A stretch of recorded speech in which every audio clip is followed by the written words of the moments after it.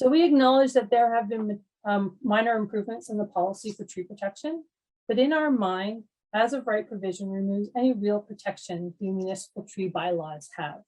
If a builder stays within the proposed regulations, there is no process in place to report protected trees that will be injured or removed as a result of a garden suite. We're also concerned that many residents are not aware of this policy change, which is significant. The reported attendance for consultation was not well attended citywide. And when I speak to our residents one-on-one, they're startled by how big these proposed backyard houses can be on a 50-foot lot and the possible tree impact. We are concerned that the majority of residents have no idea that this is about to happen in their neighborhood. So to help us understand the consequences of garden suites, we invited Kathy Colbach and Barbara Mackey. Now, these ladies are the co-chairs of the Allendale Residents Association, which is a neighborhood in Barrie. The city of Barrie was an early adopter of garden suites, and residents were in the dark until excavators came in and started building big structures that were similar in scale or smaller to what is being proposed in Toronto and removing large protected trees. After resident outcry, the city of Barrie increased their restrictions and scaled back the permissions for garden suites to reduce the impact. We would like to avoid the negative impact that Barrie experienced. So we have invited Kathy and Barbara to speak about their experiences as residents and community leaders when the city of Barrie approved garden suites, what the city approved, the consequences, and the changes that were made to improve policy. It is our goal to ensure that everyone walks away from this meeting understanding the impacts to their neighborhood, and for the elected members and city staff to see opportunities to better the proposed policy based on the learnings from the Barrie experience. So I'd now like to hand this over to Barbara and Kathy. So ladies, welcome. So why don't you start with sharing a little bit about where you live in Barrie, where Allendale is, the history of garden suites in Barrie, and when you first learned that there was an issue. I will start off. So thank you so much for inviting Barb and I to speak with you and our previous meeting, learning about what's happening that's similar in our neighborhoods. And just for everyone that's on the call, I actually was born and raised in Municipal and moved to Barrie about 30 years ago. So I am very familiar with all of the, especially the Long Branch, New Toronto, Mimico, Port Credit, Alderwood neighborhoods. And I know that most of those neighborhoods are very similar to where we are in Barrie, which is Allendale.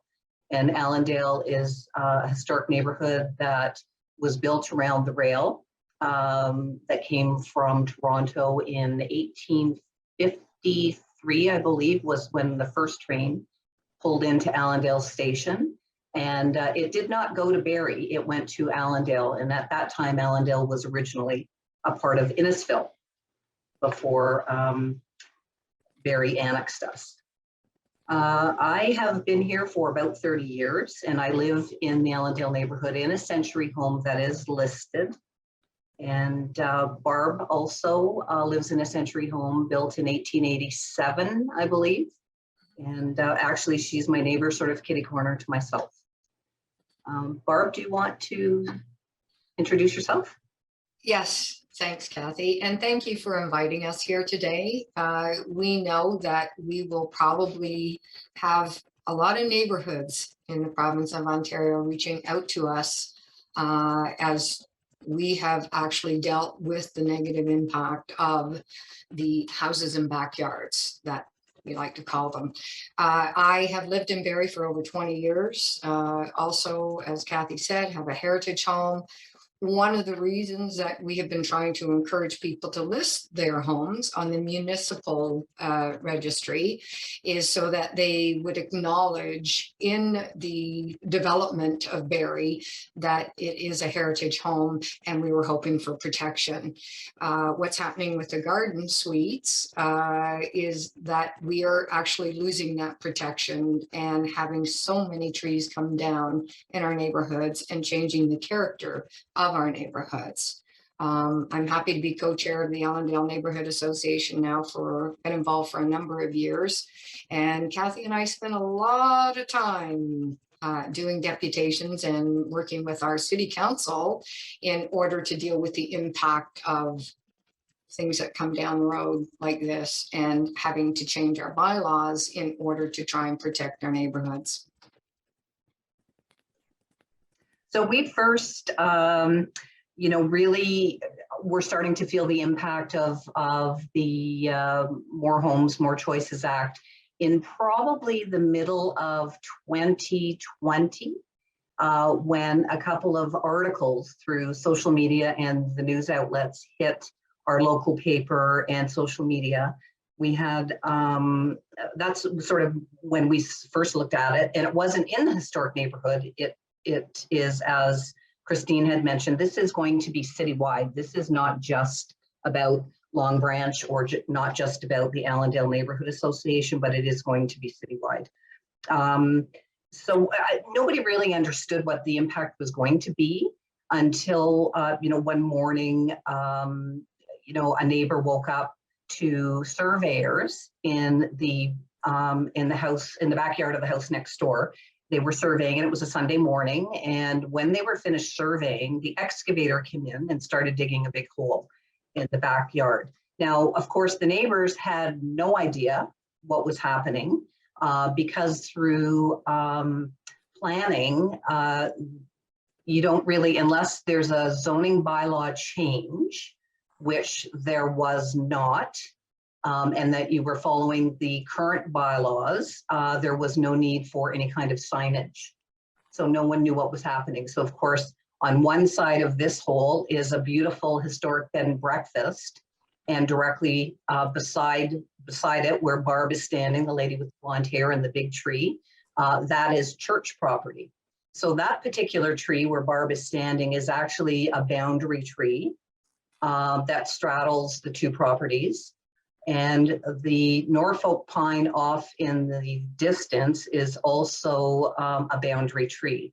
Now, both these trees were damaged. The roots were damaged considerably because they just went in with an excavator and started ripping. There was no policy in place to talk about how you needed to have perhaps an arborist come in and cut the roots so that they could regenerate.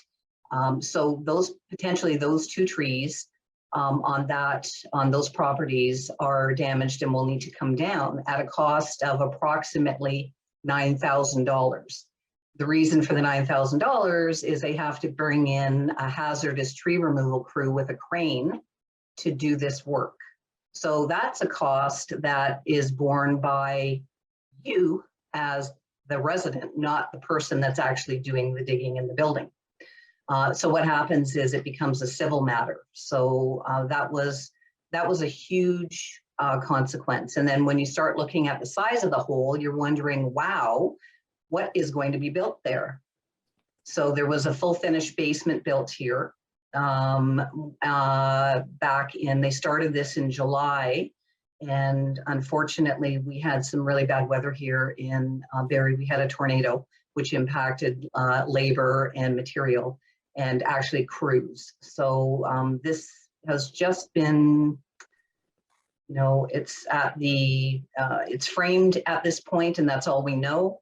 But that was the big eye-opening experience for us at that point.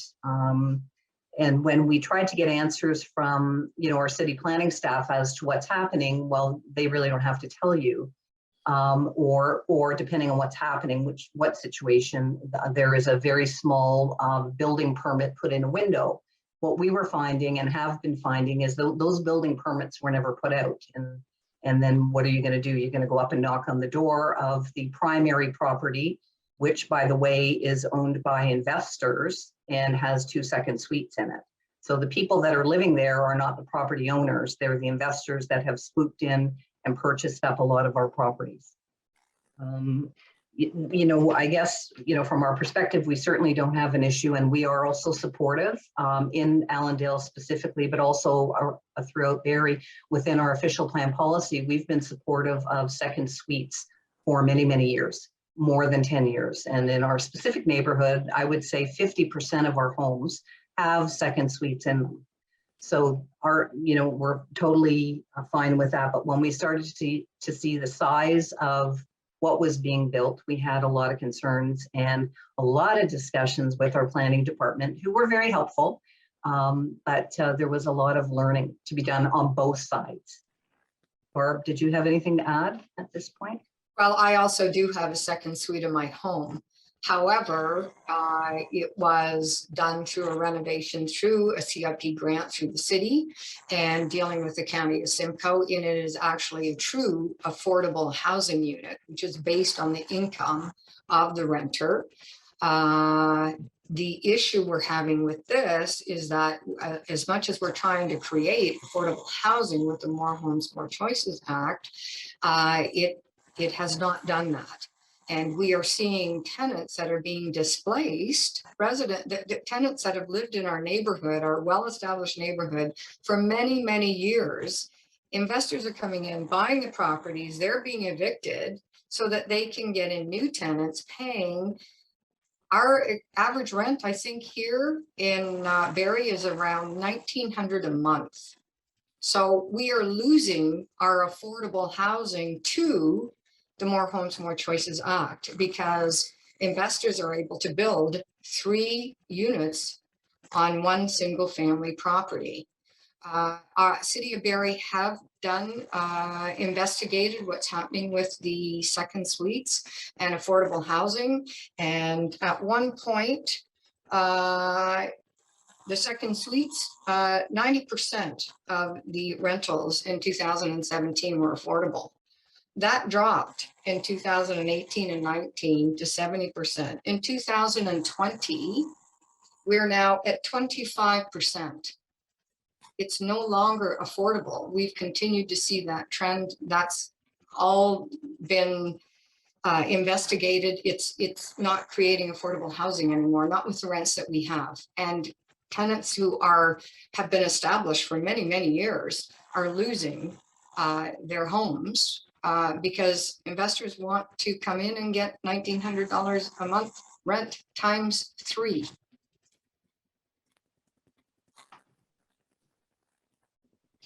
So we have worked very closely with our city council and the planning department, along with other stakeholders. There were several meetings held throughout the summer months. At least 2 or 3. We had the public meeting, people did deputations. It was really, really, really important. I can't stress enough how important it is that if you have concerns, that you reach out to your city council members, your planning department, to fully understand what is happening, your neighborhood associations, if you have one, and make sure you understand what's happening, make comment on it. Our planning staff were very helpful and worked with us, because when they initially moved forward with this, they moved forward using the existing bylaws that were in place for accessory buildings, so i.e. garages. So our setbacks were really an issue, both backyard and side yard setbacks. We managed to change those with the city's blessing and council's blessing, as well as front yard setbacks and no basements. So, which would reduce the size of what we were seeing, because we have seen 2-story buildings with basements that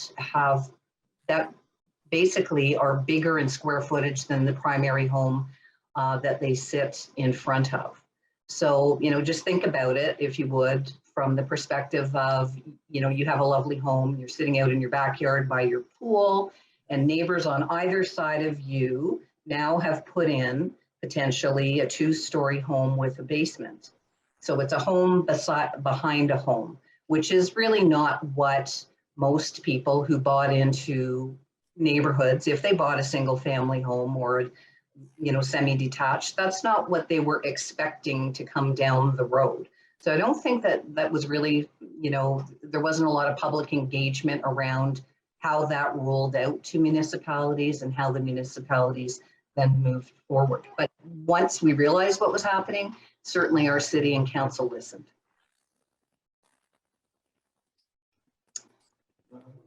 We found obviously other things to think about are the financial repercussions to neighbors. So things like lawyer costs, damage to your property, to your trees. So you have to pay for arborist reports. If you want to find out what's actually happening, you would need to go to the city for freedom of information to get all of the documentation associated to what is being built. There's a cost for that.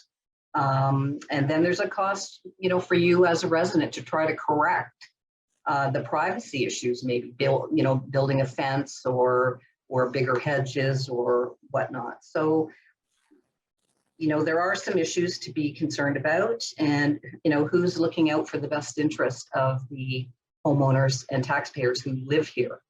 We're not talking about the investors who are buying up all the properties. We also found that there wasn't much in the way of oversight on construction. And, you know, you're left with, as a resident, who do I call if there's something happening? I don't know what's happening, and, you know, it doesn't look right. And, you know, we found out the hard way that that was back onto the resident to figure out, maybe you have to call the Ministry of Labor. Maybe you call the head of the planning department at home on a Sunday. Maybe you call the mayor's office. I mean, you know, all of these things weren't outlined in advance. And so we've been asking for signage to be put up so that people are aware of what's happening in the neighborhood. People know and understand, thoroughly know and understand now what this means, but only as a result of all the problems that it's caused us to date. Yeah, Kathy and Barbara, that was a question that we had is, you know, why did it take so long for people to realize that there was an issue with garden suites in your community? For the most part, because there is no public engagement. You know, the province didn't just come forward and say, hey, this is how this is going to impact your municipalities. They came forward and said, we're implementing a new act here. We're handing it down to the municipalities, and it's going to create affordable housing. No one knew what the impact was going to be. Every municipality is going to be faced with different situations, albeit some are going to be all the same. And that's the fact that we are losing our tree canopy, period. We cannot build houses in backyards without losing our tree canopy. However, your bylaws are different than our bylaws. Every municipality has different bylaws. So the fact that you can build as close to the lot line, rear lot line, side lot line, or further away from it, I mean, no one knew what that impact was going to be, because our city just adopted it, as Kathy mentioned, using the existing bylaws for accessory dwellings. This is building a house in a backyard. That's different than building a small shed or a garage. And I have no doubt that the original intent was to build a small garden suite, you know, that would contribute to affordable housing. You know, whether it would be a small garden suite for maybe a senior in your backyard, which would save, what is the long-term care price, $5,000 a month or more, or a student that's going to school where they couldn't afford the $1,900 a month for rental here, but could actually have a small suite in the backyard. But we had to change all the bylaws in order to accommodate them. We just didn't know. So now one of the bylaws that's been changed in the city of Barrie is that we have eliminated the small size property. They had a minimum size. We now eliminated that because it really isn't necessary to say it has to be a minimum of 1,000 square feet or 1,600 square feet. And it also is related to the actual property and the lot coverage on the property as well. But yes, until we started losing our green space and our trees and damaging boundary trees, no one had any idea of the impact, nor did our city. And had our city known, we wouldn't have had to fight and work with them in order to implement all these new bylaws. My understanding is that the setbacks changed quite dramatically from what originally was there. Can you speak to those? Do you know what my understanding is they're now 3 meters from the side and 7 meters from the rear. Is that correct? Yes. Very dramatic, because I believe ours were similar to what yours were, like 0.6, I believe. So we now have a minimum 3 meter, what do they call it, buffer, in order to respect neighbors. Is what it's for. It's called a landscape buffer. So within that 7 meters setback from the rear lot line, there has to be a 3 meter buffer, landscape buffer, which is on from the rear lot line and the side lot lines. But initially we were like 0.6 meters, like you're right on the lot line. And again, damaging trees. Eliminating basements isn't going to stop that either, although it will help. Because we still have an issue where you'll be doing excavating in order to put in concrete slabs. But yes, we've eliminated the minimum size of the dwelling. The minimum is eliminated. So you can build a smaller dwelling. We've increased the setbacks from 0.6 to 7 meters at the back, 3 meters on the sides. And what our maximum height is 4.5 meters. So we hope that helps somewhat with privacy. You also instituted something they're subject to scoped site plan control. Yes. So what is a scoped site plan control and how will that help? We hope it will help. One of the issues, again, with this is the fact that when it comes to bylaws and when it comes to bylaw enforcement, it has, in most municipalities, is reactive and not proactive. So the idea, the scoped site plan control, is that rather than the application going into the city and the city stamps it, approved, done, nobody knows about it, it means that someone from the city has to go and take a look at the actual property, recognize whether it is there are boundary trees, just actually see what they're looking at because they haven't seen it before. And so that's not something that we've ever had. This is new, again, this is all new. We hope that that will have a very positive impact in moving forward in building these houses and backyards, but we've yet to see it. The other thing, go ahead. The other thing that we had already in Allendale specifically, in not the whole of Allendale, but a small portion of Allendale, we did a pilot project a number of years ago, and we created for Allendale urban design guidelines and scope site plan measures. And what that meant was if somebody, if there was infill or somebody wanted to do renovation work, there were guidelines, things like, you know, a pitched roof, the windows had to be a certain place, the doors had to be facing a certain place, it had to be front facing. So you couldn't put something at the side with, you know, doors on the back and the side. It had to be street facing. So it sort of fit in. Also, if you were going to put a garage or build something new that had a garage, the garage had to be set back behind the face of the house. So that we weren't looking at with like a lot of the newer builds where all you see really is at the front of the house, you'll see mainly garage and very little, you know, like porch area or front door. So we were trying to prevent that from happening and spoiling the character of the neighborhood, which is why people buy in our character neighborhoods, all of our character neighborhoods. I mean, you think about when you travel, you know, if you really like history and historic neighborhoods, people love that. That's a selling feature. So there's a few questions here we're going to start to take, and some of them I won't ask you the specifics about the Toronto questions because you won't be able to answer those. We'll have to get back to people on those. But here's one, is when there's boundary trees, the understanding is that one owner cannot unilaterally do something to the boundary tree and damage it. So aren't there procedures to prevent that from happening? No. That's why we've now implemented all of these bylaws. That's why we have someone going out with doing a scope site plan because they don't know. We don't have all of our lots in Barrie unless it's a heritage tree.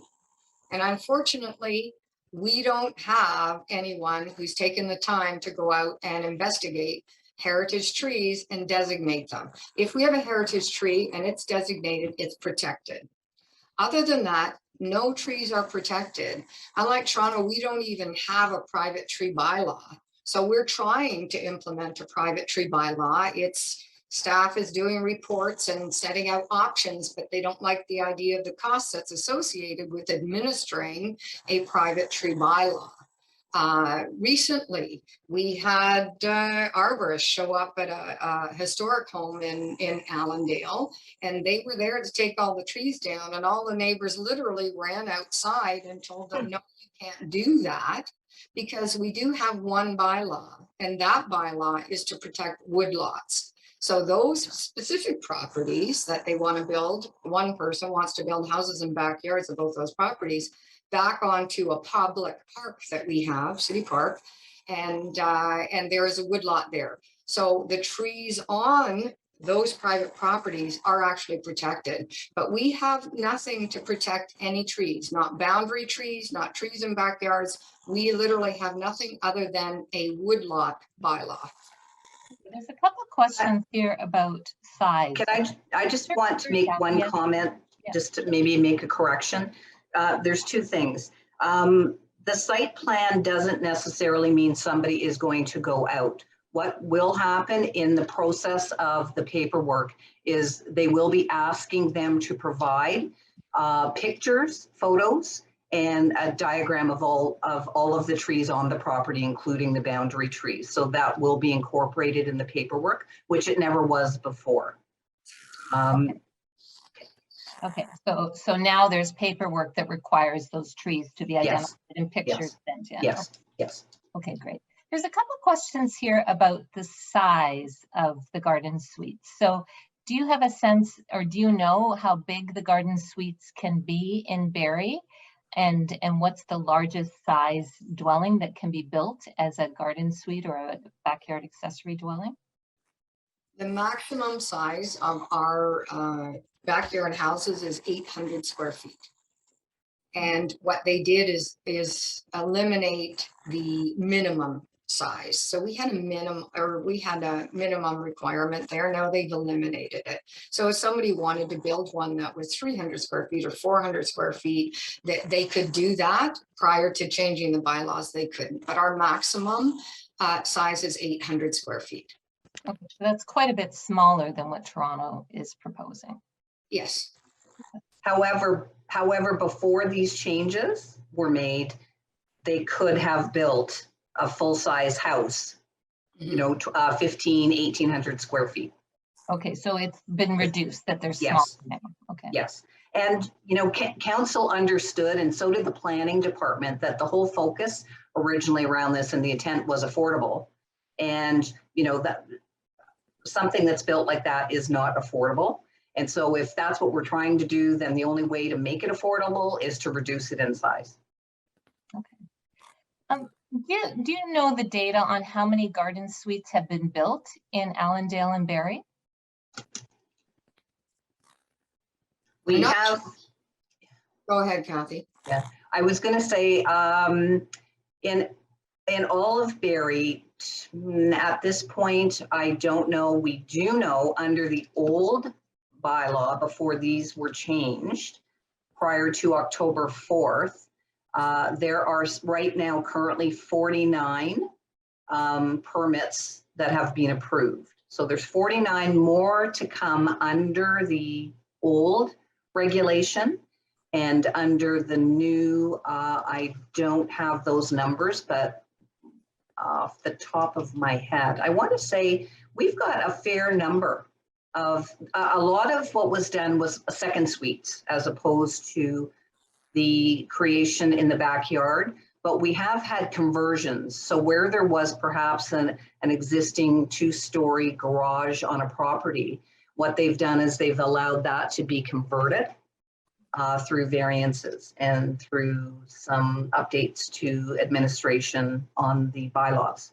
So you know, we weren't really looking at that and how many had been done before that, but I think, you know, that I would say that we have ones that are conversions, we have second suites, there has been probably between the second suites and these homes, there's hundreds that have been done. This comment is from Paul, and he's saying the question is, and it's a comment, I guess, the excitement you see online and social media around garden suites all seems to come from investors who are seeing opportunity to extract more income and rents from properties. Are you finding investors outbidding families looking to purchase homes? And are you seeing neighborhoods shifting from owner occupied to investor owned? Can you comment on that? Absolutely. That's one of our biggest issues here, is that the idea of having affordable home ownership and affordable rentals is not happening. We know investors are outbidding potential homeowners. We know our house prices continue to increase, and that's partly why, because investors are coming in and are able to outbid them dramatically, because they have the potential to receive single family home. They have the potential to receive close to $6,000 a month in rent because they can put 3 dwellings on one single family property. The house prices continue to go up. The renters are being displaced. Our longtime renters in our neighborhoods are losing their homes. They're losing their homes. Our provincial laws are that the investor or homeowner has to give them a month's rent in order to compensate that for any expenses they incur in being evicted. 1 month's rent for somebody who's been renting for years and is maybe paying $800 a month is not going to help that renter acquire a new accommodation, first of all, because we have limited availability, and second of all, because our rents have increased to $1,900 a month. And it is huge. The other thing that we get, honestly, probably 4 days a week in our mailbox is handwritten notes, like from what's the fellow on TV that you see quite often, Oliver, bring your watches and your purses. We get a lot of those handwritten notes and professionally done notes saying, we'd like to buy your house, no fuss, no hassle, no mess. You don't have to do anything. We'll do it all. We'll pay you cash. We get those often, and it's, you know, I wish they'd stop. One of the issues we brought up with City Council and planning was whether or not we could implement something that would say there would be a space between these backyard houses. In other words, because we know investors are buying up all these single family homes, why build an apartment building? That's pretty expensive. Why not just buy a single family home and convert it to have three dwellings on one property? So one of the things we try to do is ask if the city would take into consideration every other property. Since, the same as you, all our properties qualify to build these houses and backyards, every single one of them. Is it possible to limit the number of backyard houses built to every other property instead of every single one? Because there is one thing we do know, and that is an investor can come in and buy an entire block and build houses and backyards in every single one of them. So they've changed that? They changed that? No, they didn't accept, we didn't get it passed. We didn't get it passed. But we're not finished with that. We're still working toward, and I think it's called a separation. So it's a separation, because what is actually happening is investors are buying up 3 and 4 properties. And then what they're doing is they're demolishing the homes that are on them. They're severing lots. So all of a sudden, where there used to be maybe 4 homes, now all of a sudden there's, 6 homes. And then each of those 6 homes has a house in the backyard. So then all of a sudden you've got, in terms of parking, there's problems with parking because, everybody has 2 cars or 3 cars, and, you're increasing the number of tenants per unit. So You know, it does change the entire complexion, especially from residential neighborhoods where people bought into single family homes. That's what you bought. If I want to, you know, if I want to live in a townhouse or a condominium, I go and I purchase in that neighborhood. I don't come into a historic neighborhood and do what is happening. And that's why you're going to get, and that's why the city or municipality anywhere across this province is going to have backlash. As soon as people really understand the impact of what's happening, there will be pushback. Were there situations in Barrie, or can they take a detached garage and put a secondary suite on top of it? Is that permitted? Yeah. Yeah, version, yes. Yes. There, we did have a property, I think, through Committee of Adjustment, as a two-bay garage with a loft on top. Yes, was approved and is being built. Okay. And that is also being built because that was under the old bylaw. It's being built 0.6 meters back from the property line. But that same homeowner now is doing, because the primary building has is both second suites. It's a bungalow, but upstairs and downstairs. So it's got 2 second suites plus the loft out back. What they're actually also doing now is doing an expansion or a large renovation on the main building itself. So you got to wonder, you know, are they looking at trying to put in yet another unit that would be illegal? Or just trying to, you know, increase the square footage of one of those second suites? Okay. There's a few questions here about infrastructure. I don't know if you've got the answers to these, but there's questions around infrastructure, around servicing these homes. And, you know, like it's, how did Barrie propose servicing water, sewer, gas for garden suites? Do you have any comments on that? Access for emergency vehicles is another one. Yeah, and it does go through the proper processes. So it goes to each of the departments for comment when a second suite or an accessory dwelling is being built. So they do make comment on those as to whether or not, and I in fact attended a committee of adjustment meeting that because of the infrastructure and the way that it would have to be delivered to the back of the property, they could not approve it. So they do look at it. You know, for instance, in my backyard, I have a huge elevation of like 6, 7 feet. So it would be really interesting to see how they would try to do infrastructure along the side of the property and then down to feed a property behind. I doubt very much whether our city would have approved that, but I have seen them turn some away. So it does circulate to all of the various departments, and it will go to the emergency services departments, and there are their bylaws or their code, building code, that takes over and basically says it has to be 40 meters from here to here, or there has to be access through the driveway for the fire truck, or there's got to be, you know, so they do look at that with each of the applications. And all municipalities are going to be incurring huge costs in order to implement this because we're not prepared to deal with building houses in backyards. So right now we found out, because we were well aware that just building a house in a backyard with a basement could potentially lead to illegal suites, because there is one clear thing: it's supposed to be a single family home in the backyard, and then 2 suites for 2 families in the main house.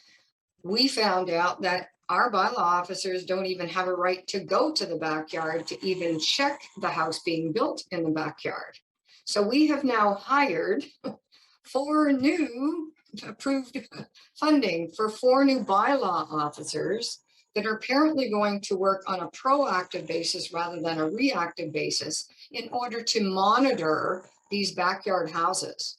So all of the infrastructure, the administration, all of this is going to be a cost to the municipality in order to deal with these backyard houses. But these are things, again, we're only just finding out about. We had no idea that the city would not have a right to go past the front house into the backyard to inspect the house to find out whether it even adhered to fire safety regulations. This is the More Homes, More Choices Act is new, handed down to the municipalities. The municipalities now have to deal with the impact.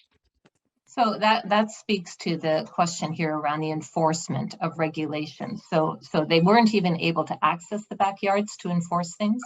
No. We as residents did that. We would end up going, you know, what's going on here? I mean, because we had no other option. We would, you know, something would be happening and you would be like, my boundary trees, what's going on? And, you know, ask questions. And sometimes the contractors are kind enough to just explain what they're doing there. We're doing a survey, we're doing this, we're doing that. But once things start to happen, you have no idea. I don't know if you can answer these questions. This one is, have average rents decreased as a result of the garden suites and as a result of secondary suites? No, this is the whole point, and in trying to address all of this is that it has not created affordable housing. Initially, trying to get second suites in homes, it did help. That was back in 2017, I think. But as the years have gone on, it has not. And our affordable suites have now down to 25% are affordable.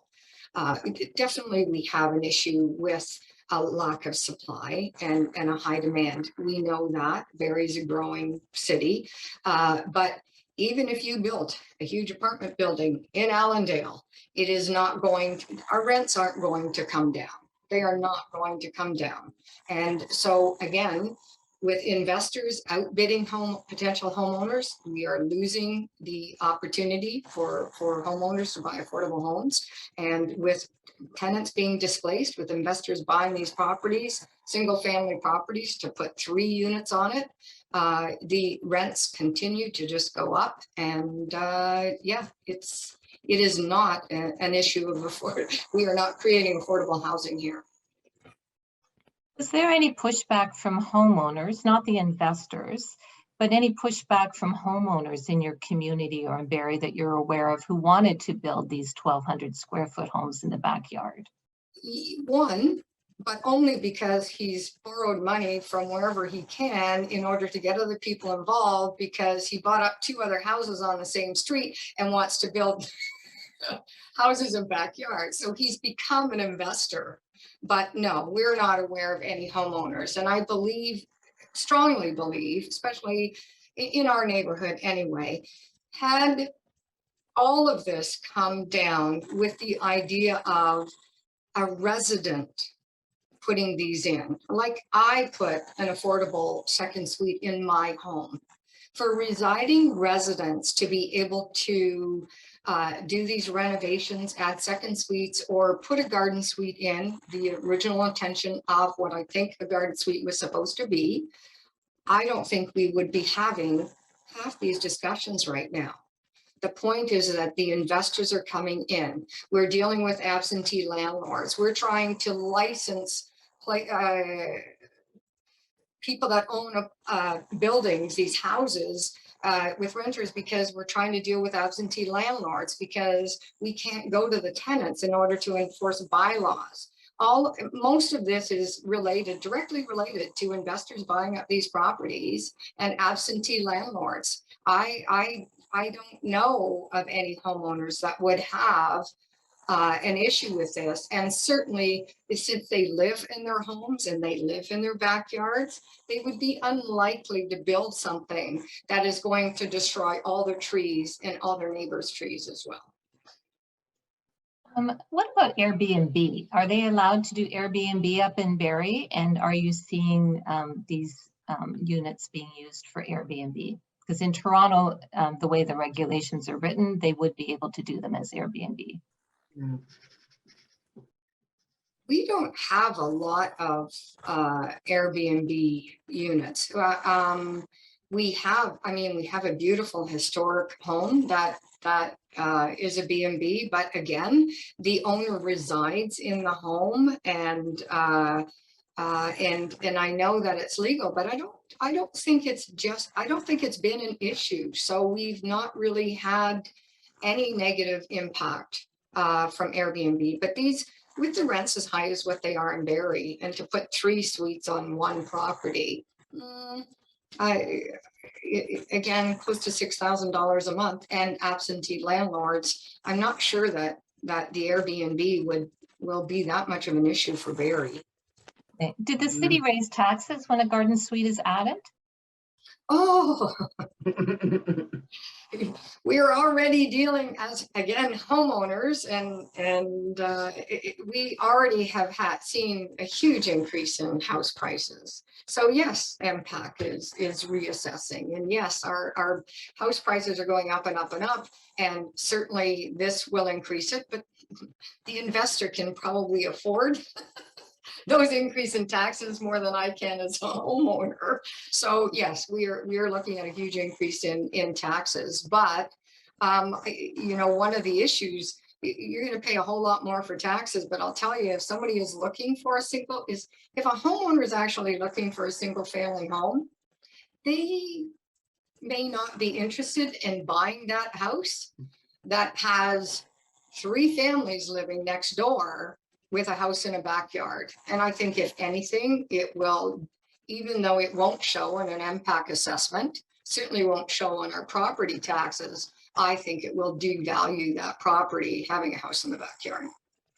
There's a question here about the specifics, and maybe we can just review the changes. So when Barrie first implemented garden suites, there were certain bylaws approved, and then in October 2021, they changed them. So maybe I can just go through and you can just tell me if I've got them right, unless you've got a list of the changes there.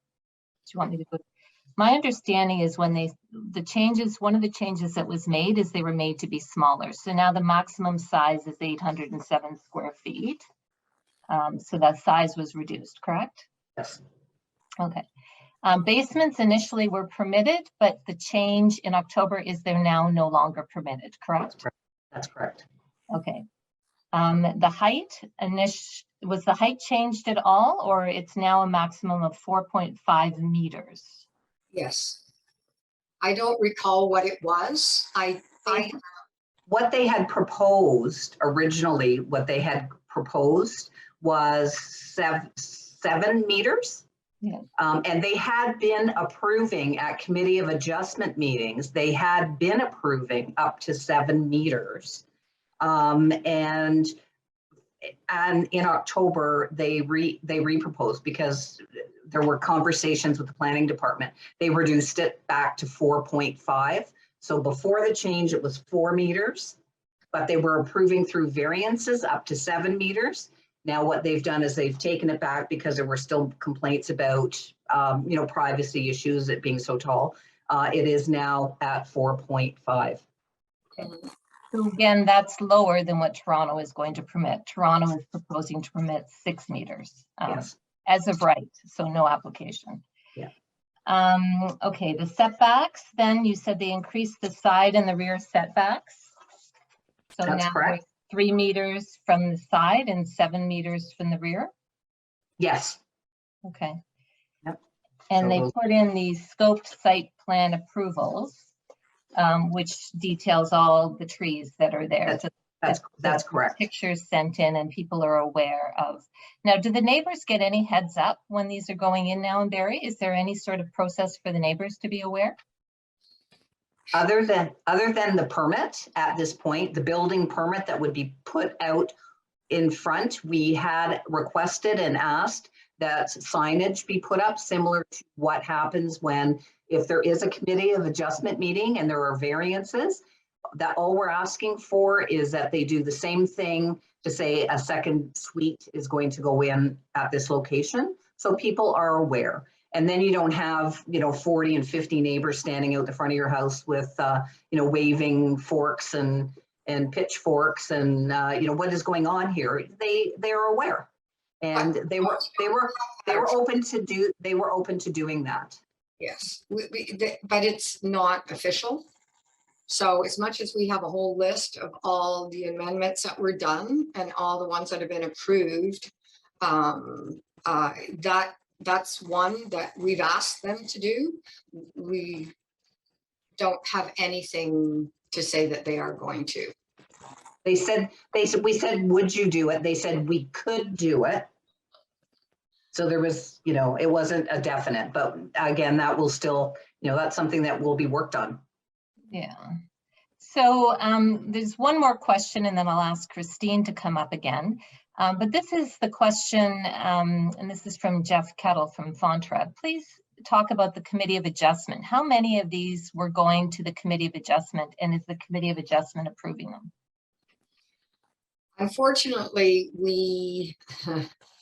many of these went through and were approved, and of course, and that's why we didn't know about them, because they were approved. So, you know, we're fighting for all of this. We're fighting for the changes. We're hoping it's going to help our neighborhoods and the character of our neighborhoods, and, you know, protect some of our trees and, you know, privacy of some of our neighbors and all of it. However, we are well aware that if they ask for a variance and they go to Committee of Adjustment, they could easily have all of this thrown out and say, sure, you can build higher, lower, bigger, whatever. I will say a lot go through Committee of Adjustment. So if you are a neighborhood association, I would suggest that somebody from your neighborhood association checks the Committee of Adjustment schedule each month to see what the locations are. If you have to Google map the address to find out what's going on, you look at the paperwork about what they're going to do, and then you attend the Committee of Adjustment meeting and you ask your questions and you make your comments, because our Committee of Adjustment has deferred and not approved stuff because we have done that. Okay, thank you. I'm going to pass it to Christine now. Thank you. Okay, am I unmuted? Yes. Okay, good. So thank you so much, Barbara and Kathy, for sharing your experiences. I'm looking at some of the questions in the Q&A. So we will be recording, getting a record of those, because there might be some further conversations that you'll want to have with us and city staff. We would like to remind you that this policy is scheduled to go to City Council for a vote for February the 2nd. So if you have concerns about what's being proposed by the city, we do encourage you to write the councillors and make sure that you CC your MPP as well, because it is the provincial policy that has brought this down to municipalities. And let them know your concerns as soon as possible.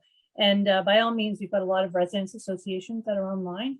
Reach out to your residents association and ask them for some assistance as well. So I would like to, it's now 8:04. Thank you so much, Kathy and Barbara. We really appreciate your time. And we hope that everyone will reach out to the councillor and become involved with the vote for Garden Suites. So thank you so much, and we'll see you all soon. Christine.